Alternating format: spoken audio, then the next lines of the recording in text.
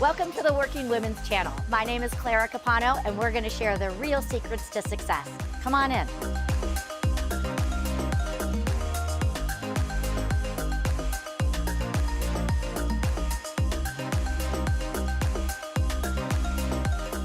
Hello, everyone, and welcome to today's episode of the Working Women's Channel. I am here with my friend, Vonny. Vonny, you are calling in from Canada, and you and I met several years ago when I was doing one of my ninja classes, and we just kind of became friends and have stayed connected. So it is an honor to have you here with me. It is so exciting to be here. I'm happy you're doing this. What a great platform to bring value to women. So happy to be here. Thank you. Yes. And you and I have the common passion of, unlocking people's greatnesses and also being able to, serve and give back. We also know that the road to success is not always an easy one. Can Huh. you think about a time, as you were building your life, building your career, where maybe, you kind of hit some roadblocks, either personally or professionally? And, what was that challenge and how did you overcome it? Yeah, right to the heart of it. I love it. I Part of love it, it. yeah. I appreciate you asking that because so many podcasts, I've been on various podcasts and you focus so much on the successes, right? And I've always loved, weirdly enough, hearing about the struggles Mhm. because then I feel like I'm not alone. So yeah, I've been an entrepreneur for 30 years. Actually, in February will be 30 years, and I started selling Cutco actually as a university student, and I did my first 15 years of business selling Cutco in home, doing sales and service, and then I went into management with Mm. them right after I graduated. And then the last 15 years, I've been working in the business gifting space. But the I have two big challenges that come to mind that I can't even discern between the two of what's more important to share and how it impacted. And for me, like I can't imagine anything not like anything that's affecting me personally is going to affect me professionally. I can't compartmentalize. Mhm. Who I am is like I like to show up. Who I am is everywhere, right? Like we're bringing ourselves to what we do. So when I had graduated from university, I had been promoted to a district manager in our company, and I had started running my office and teaching people how to sell cocoa and passing along some of those pieces of value to people. And a few months into that, kind of already started to figure it out in my own head, but I hadn't come out of the closet to my parents or anybody else. So I was coming out of the closet, and I was 25, kind of a in my mind late bloomer. Um, Ellen DeGeneres was just coming out, and that kind of inspired me. And I came out of the closet. I told my parents, and that didn't go very well. I'm from a Mennonite home, a Christian home. It just was. They had a tough time with it, and even though it was very authentic for me, and it was kind of coming into myself, and it was very true for me. I um I struggled with the way my parents were reacting, as well as all the shifts in my own identity Mhm. during that time. And I remember just crying all the time, just Yeah. couldn't get my head on straight. And I ended up quitting management, which actually reflecting on that was I didn't love it, but Mhm. where I feel like I shine in this role in my company, which is still the same company I'm as a is as a sales representative. Right. Yeah. So, which is cool. I quit management, went back into selling, but I just couldn't stop crying. It was just Yeah. I fell into a depression. I ended up quitting management and working through that. I didn't even know what that was actually. Mhm. I had no frame of reference for what was going on inside my head, other than that I didn't feel myself anymore. Like my brain seemed like the enemy, Mhm. and nobody had. A lot of people weren't talking about mental illness or mental health Oh. challenges at that time. And so I finally went to the doctor because I couldn't I couldn't get my head above water, really is the only way I can describe it. And so I ended up getting on medication, and I felt very shameful about that because I'd for years been somebody that's like, and even being in my organization, very positive, you always look for the silver lining, and you kind of talk yourself through things and lean on your support network. I had a great support network, but I still just felt Mhm. like I was sinking. And so I Right. ended up working with my doctor. I got on antidepressants at the time, worked through my shame of that because I had to do something. And finally, after a few months, I began to feel more myself Mhm. again. And I ended up getting off antidepressants at that time, 6 months into that, or 6 months after, and continued on. It was life changing for me. Everything seemed to shift. My whole identity, of course, I felt so Mhm. uncertain. I didn't know what I was going to do next, but Right. had to get my head on straight. And so throughout my entire life, I've navigated mental health Mhm. challenges. It runs in my family, Mm. and only couple of other times in my entire life since then have I had to, or chosen to, I should say, go back on medication. And it gives me so much compassion for people that struggle with this. Yeah. And I'm so glad that you're bringing this up. And there's a lot of what you just shared that I want to, dive into. But let's start with this idea of the mental wellness and the shame around it. Because you're right. Even though people are talking about it now, I still find, and I don't know if you see this, that people still have a lot of shame around it. They Huh. feel like they should be able to handle it themselves. They feel like lesser of a person. And I also am on medication for anxiety and depression. I've been on it for about 5 or 6 years.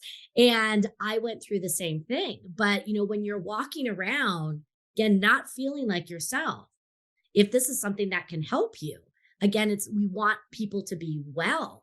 So, Yeah. what was, what do you think are some things that we can do to, help others who maybe are again feeling that shame or feeling even more unworthy and nervous about having to go on it? I mean, there's obviously other avenues people can go, but I don't think there should be shame if you need to take medication.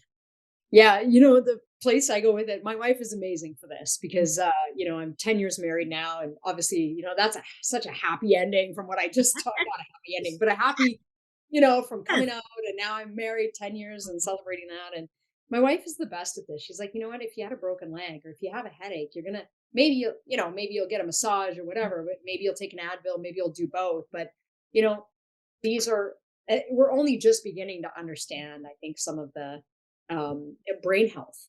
And I will tell you, like, I work with a coach who inspired me, and the reason I'm coaching with David Irvine is he had said at one point that he went to a doctor for depression, and the doctor said to him, "You know what?"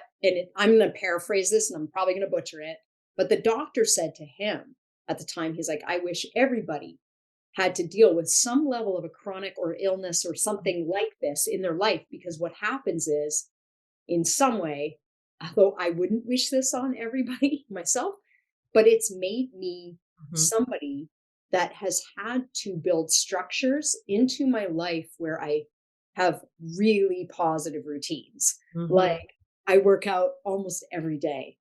Because it helps me physically and mentally. I have routines like gratitude. I sit and I write in my journal in the morning and I think about what I'm grateful for. I um, meditate now, even though I don't think I'm very good at it, but I just try. That's all we can do. Sometimes just a couple Yeah. minutes. That's all we can get. Well, I and don't stop. I have a kind of a joke that I say about Yeah. myself that I'm not broken. I just have a little hail damage. And Yeah. and I think that, sometimes, we put so much pressure on ourselves to again be perfect Yeah. that we make ourselves even more unstable by trying to keep ourselves from getting well. And I love that analogy that your wife makes about if we had a broken leg, we would do something. Yeah. Again, Yeah. something just isn't working and we just sometimes need a little bit of help. And I just think we need to, encourage more people to seek out what is best for them in a healthy format. Again, it could be meditation, it could be exercise, it could be diet. But you Yeah. know what? I know that I feel better. I know I can show up with more purpose, Yeah. and that's important. And I just don't think, again, we don't know somebody's journey. We don't know what they're struggling with. And for us to make a decision of you're lesser of a person because you need to take medication, that's not our call. Yeah, You know, absolutely. I mean, you said it beautifully there. And I'm just it's made me be somebody that I focus constantly on optimal physical, mental, emotional health because hey, I got it. I got Exactly. it. But So it's you're right. Like it's not everybody needs to take it, but I think it's a journey to know yourself and know what works mhm, best. And I'm somebody that doesn't have to maybe be on it for my whole life. It's more circumstantial, and I use it as sort of but as a lift or a mhm. support. But I'm like, the brain is such a complex organ. I mean, just like any of our organs that might need a Exactly. little bit of support here and there. I mean, Mhm. no shame in Exactly. that. No No shame. shame in that.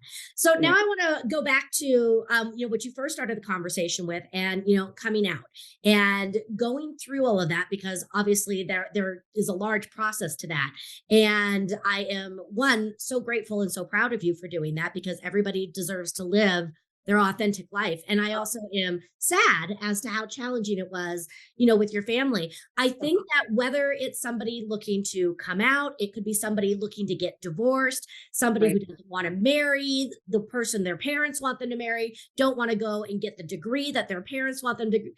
There's always this, I'm disappointing someone else. You were 25, and I'm sure that you knew the truth several years before that.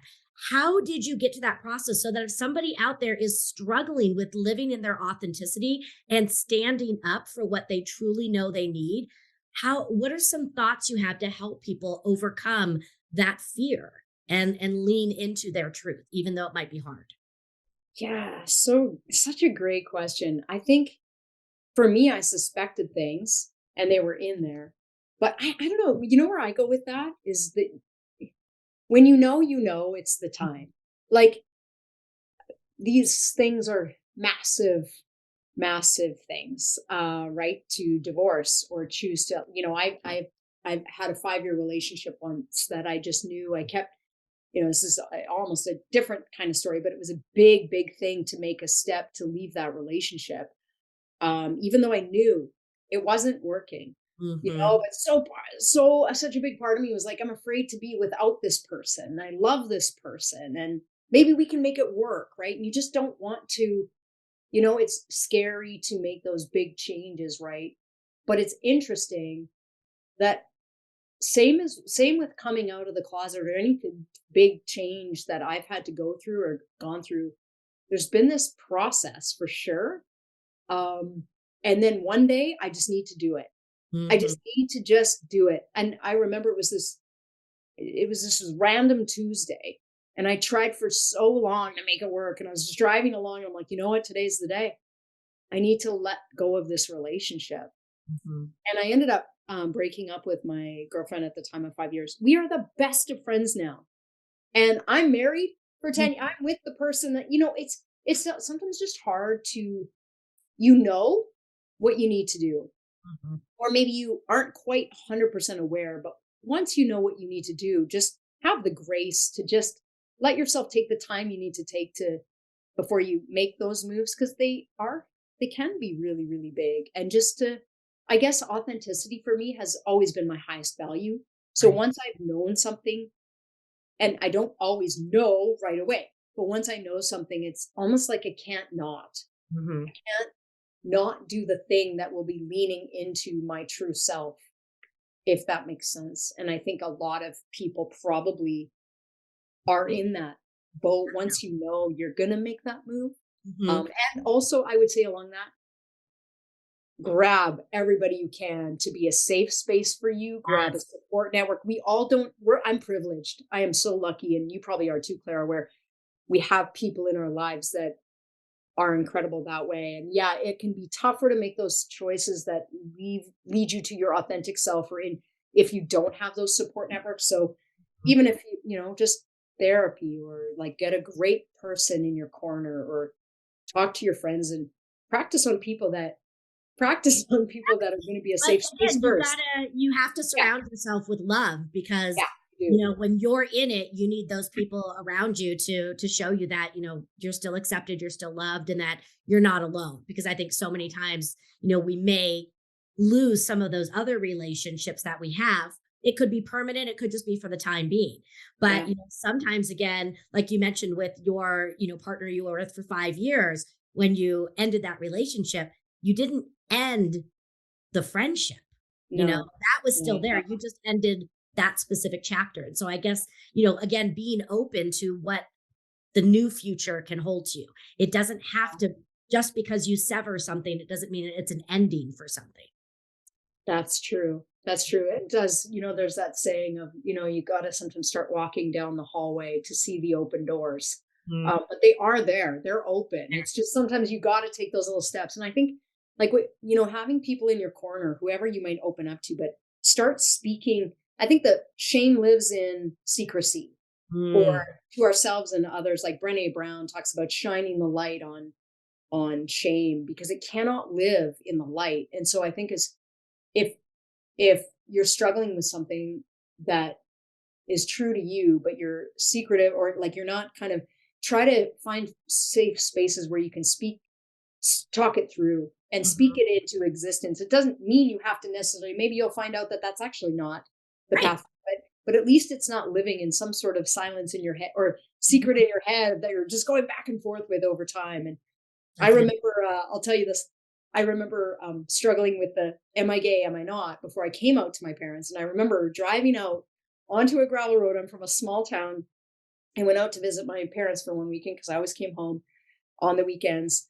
And I remember driving out in the dark and kind of looking up at the sky and the stars and the moon. And it was the first time I said to no one but myself, I'm gay. And I yelled it. Oh, wow. But I had to release it, and Mhm. that was the beginning of a process of being able to not have it live in my head, but be out there, and then be able to start sharing it. And then I didn't share it with my parents right away. I shared it with my best friend, who was a safe space, and then so on and so forth. So I love that, because I think, again, when we proclaim that in whatever way we need to do it, yeah, again, we take that ownership and that control back of our identity. And I that's think that that was a beautiful example of how you had to get to the point where you could say it out loud and embrace it, and again, take that responsibility and take that ownership for who you really are. And yeah, I think that's beautiful. I love that. So I want to just shift gears really quick to yeah, business real quick, because you mentioned that you work for Cutco Knives, Cutco yeah, Gifts, but yeah. you're kind of underselling yourself. So I really want the listeners to understand that you're kind of a badass and you have not only been number one in your territory, in your country, in North America, and you're always in the top. you Yeah, know what would you say are maybe like one or two of your really best business tips? Because we have a lot of right, entrepreneurs, a lot of professional women. What yeah. helps you stay at the top of your game, and build this long-term sustainable business practice? Ah, that's such a good question. I would say the first thing that comes to mind is, I think any business, I'm simplifying it. At least my business and many businesses out there are built on relationships. You know, Scott Stratton has this quote. He wrote Unmarketing and Unselling. I love Scott Stratton. And he said, if you believe business is about relationships, which I do, then make building them your business. That's it. And so for me, I'm really in tune with like why I do what I do. Cutco Gifts. Cutco is a vehicle Mhm. to be able to touch people's lives, like what you do, instructing, teaching, being a ninja instructor. So many, you're speaking. This is a vehicle I use to be able to impact relationships, to help business owners touch their clients and relationships and impact them. And so I think for me, is just know why you're doing what you're doing. For me, my why and my purpose is to be able to connect with people, to build and nurture incredible relationships. That's why I do what I do. Mhm. And the other piece for me is just, I've always been somebody that shows up at my desk, shows up every day. And I know that might sound weird. I suppose if you have a coffee shop, you're going to be in there every day if you're running but Mhm. for me, who is in sales, who does a lot of work just here in my home office, even today, I presented in front of a group today, and I wanted to make some calls to my database, my clients. I don't really feel like it. Sometimes I feel like it, sometimes I don't, but I Yeah. do it. I do it. I consistently show up for my business, for my clients. I consistently show up and take little steps day by day by day. And so I think for me, one of the most empowering things I do in my life and business, and this is so like cliche, but as I take every day, tiny, daily, consistent action, rinse and repeat, and it's not sexy. I'm sexy, but it's not, Yeah, no, I'm kidding. No, exactly. I'm just kidding. But I it's love that. No, you are it's not amazing. magical, but the So, magic but yeah, happens yeah. as you And I go. remember talking with a couple, top producers that I work with, and they said the same thing. They're like, success is kind of boring, but it's true. It's like let your why drive you. And then again, Yeah. show up physically Show up and every mentally. day. You have to do the work to get the Yeah. results. Again, there's no secret sauce to it. It's No. showing up authentically and staying consistent. So awesome. I love those things. Yep. And So that's the simple as secret that. sauce. Mhm. So, you are at an amazing part in your life and your career. And I know that you're nowhere near being over. There's a lot of things out there that you still are going to be working on. So, what is Yeah. next for Vonnie? More podcasts like this. Just kidding. Ooh, I love it. do actually really I love this. But I would say, such a good question. Continue to spread the word across Canada and get the message out to my industry that I serve, which is mostly realtors and mortgage brokers, as well as we work with other business owners, but on the power of generosity, like whether it's Cutco gift somebody is giving, but just the power of generosity to transform a business and to transform relationships and unlock loyalty and referrals. I love that message. I love giving it. I try to live my life and business by it. Mhm. I'm not perfect at it, but giving starts the receiving process. I think I want to be a thought leader that way. I want to message over product. I do sell a product for sure, but again, it's the vehicle, right? And so continue to get that message out to people that need to hear it or want to hear it. Continue teaching realtors and industry like agents how to ask for referrals, which is how I built my business to keep bringing value. And yeah, I don't know beyond that. I think I'm noticing that I'm attracting a lot of opportunities, even ones I don't go for, but just for reaching bigger audiences and brokerages. And so keep doing that. Maybe one day I'll write a book. I don't know. I I think about it. Who Ooh, knows? well, when you're ready to do that, I definitely have people that can help you. And I I'm think you might already have the title for your book together. So we'll talk about that Oh, offline. we should. Yeah, I see myself. I love talking about mental health and business and entrepreneurship, and so I don't know how to tie those two together yet, but we're doing it right here. So, but yeah, I can see just continuing to speak and give voice to some of these things that we're talking about here today. That's awesome. Well, I know you're going to accomplish so many more things. And, Vonnie, you are just such a bright light. And from the moment that I met you, I was just, instantly drawn, to that energy. And I wish that we lived closer together so we could do more because you are so fun. And again, you really walk your message, you live it daily. And that sense of really caring about others and that, giving to others and that belief of generosity, it shines through in everything that you do. And I just want to honor you and acknowledge you for, showing up as the person that you are, because each and every day you are touching lives and you are impacting people, even in ways that you may not even know. And you've impacted me, and I just value you so much and just so thrilled that we have become friends over the years and maintained our friendship. And I can't wait to see you in person next time I come to Canada. Me too. Well, I can't wait. We got to hang out and spend some time. And it Yeah. is really, thank you for giving me the platform to share this. And thank you for doing all the things you do to bring such incredible value. I am just honored to be your friend and a colleague in this big, beautiful industry we serve. So thanks, Clara. Thank you. So, as we close out, one last thing, if you could just bring it all down to one message that you would want to leave our listeners with, what would one message be? Oh, well, I I really love this phrase for me. Trust you being you is enough. I just love that. It aligns with that authenticity we're talking about.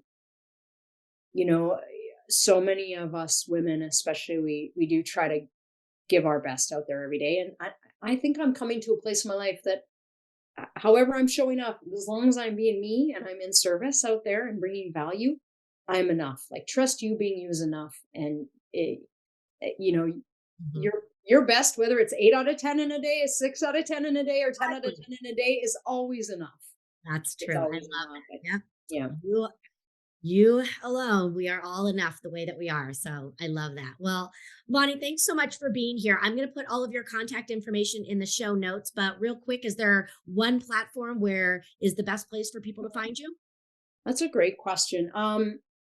Sharpgifts.ca is my website, and you can find my info, book a meeting with me there. But yeah, sharpgifts.ca is a great place to find me and book a chat or get my contact information. And same like at Vonny Sharp Gifts on Instagram or Facebook is great too. Fantastic. All Yeah. right. Well, you guys all heard it here first with our dear friend, Vonny Fast. The idea that you as you are is simply enough. And to again live with a generous heart and focus on living in your vision and following your truth. So, thank you for being here for another episode of the Working Women's Channel. We will catch you next time.